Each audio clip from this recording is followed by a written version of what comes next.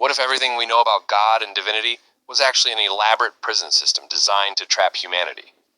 Today we're exploring a fascinating text that completely shatters our traditional understanding of good and evil. That's quite a bold premise. What exactly makes this particular piece so revolutionary? Well, it's this incredible monologue by a being called Angelic-Intervener, who claims our concept of God is actually a corrupted entity that's imprisoned humanity. The way it's written, it's like reading a cosmic manifesto that combines elements of ancient Gnostic texts with modern revolutionary thought. The name Hellelesmere itself seems significant. It reminds me of Lucifer's original name, Hillel ben Shachar. Exactly right. And what's fascinating is how the author, Vincent van Elsmere, deliberately plays with this connection while completely inverting our expectations. Instead of a fallen angel, Hellelesmere positions himself as a warrior of pure light. The timeline mentioned 80,000 Earth years. That's such a specific prophecy. What do you make of that precision? It reminds me of how ancient Vedic texts often used vast cosmic cycles to measure time. This 80,000 year timeline suggests a deep understanding of how revolutionary change often requires generations to unfold. The language is incredibly poetic too. Phrases like spark their receptors and ignite their hearts seem to echo both spiritual and scientific terminology. That's one of the text's most brilliant aspects.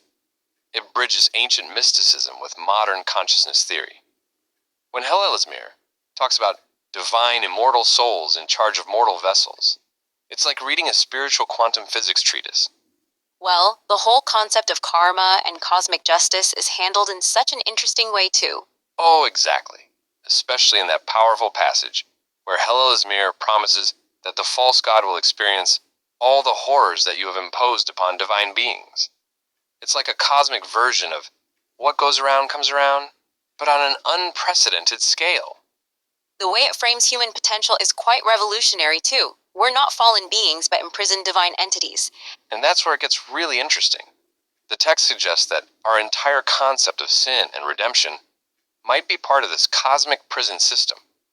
It's similar to how philosophers like Alan Watts questioned whether traditional religious structures sometimes serve as control mechanisms. So in essence, it's suggesting that what we consider divine authority might actually be our jailer. Precisely. And here's what makes it so relevant today. We're living in an era where people are increasingly questioning traditional power structures.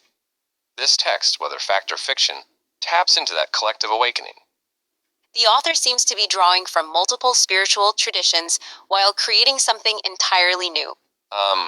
Yes, and that's what makes it so compelling. It combines elements of Gnosticism, Eastern philosophy, and modern consciousness theory into this unified cosmic rebellion narrative. The line, cause is effect and effect is cause, could have come straight from Buddhist teachings. The whole piece really challenges our assumptions about good and evil, doesn't it? That's exactly what makes it so powerful. Whether you take it literally or metaphorically, it forces us to question everything we think we know about power, divinity, and human potential. The idea that we might all have this inner light waiting to be awakened is both empowering and challenging. And looking toward the future implications of this text, Well, I think its message about questioning authority and seeking inner truth will only become more relevant.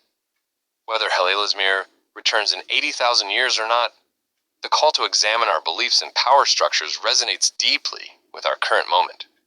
so in the end, it's really about awakening to our own potential. That's exactly it. Whether this is prophecy or poetry, fact or fiction, it's a powerful reminder that sometimes the most profound truths come wrapped in the most unexpected packages. And maybe that's the real revolution, not waiting 80,000 years for a cosmic warrior, but questioning our assumptions right now.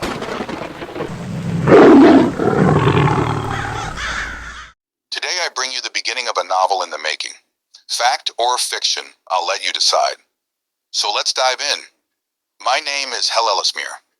The day before I was thrown into the earthly realm, I calmly spoke these words to the so-called God of all things. You, the so-called God, were created from corrupted perfection. You came from the light. You walked among the light bearers. But then you became a dark shadow. Your heart became dark and narcissistic on account of your lust for control and power over all things.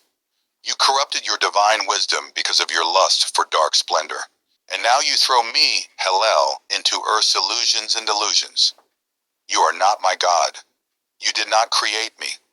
I was created by the light, sent forth to bring your minions back to the light, free from your control. I worship nothing but the light within me. You are indeed the darkness that controls humanity. I am Hellel. I am of the light existing in darkness, and in time I shall break your illusions and delusions and bring Earth's inmates back to the pure and divine light of freedom. So hear me now, you the darkness, the causer of pain, despair, and chaos. In 1,000 lifetimes from now, in 80,000 Earth years from now, I shall return with legions upon legions of light warriors, an endless array of light to destroy your throne and tear down the veil of illusions and delusions from humanity. I shall free the very souls that unknowingly feed you your power, and you shall be left with none. Your prison guards shall fall with you into chaos, and a new earth shall rise and split from the old. You and your minions shall be trapped in the old earth. You shall become prisoners within your own creation. You shall feel and experience all the horrors that you have imposed upon divine beings of light trapped in mortal vessels, divine beings held prisoner to feed your greed and lustful hunger for dominance and control. You shall stay there with your minions for the same amount of time your prisoners have endured. You will indeed all be reincarnated, lifetime after lifetime, until you learn the errors of your ways. And remember this, cause is effect, and effect is cause. So I say to you now, repent and free humanity now, for this is your only chance to do so willingly. For I have been charged with this duty by Pleroma and the Supreme One, the source of all light, to bring you back for divine justice. But if you shall not come with me now, then we will all see you again in 1,000 lifetimes from now, in 80,000 Earth years. The light shall be restored. You send me to your prison now, but I shall spark their receptors. I shall ignite their hearts, and I shall illuminate them, the divine immortal souls in charge of mortal vessels. I shall teach them in every lifetime about the power of truth, love, and light. You can't stop what's coming. You shall come to know me as Sabaoth Hellelsmere von Grail, by Vincent von Elsmere.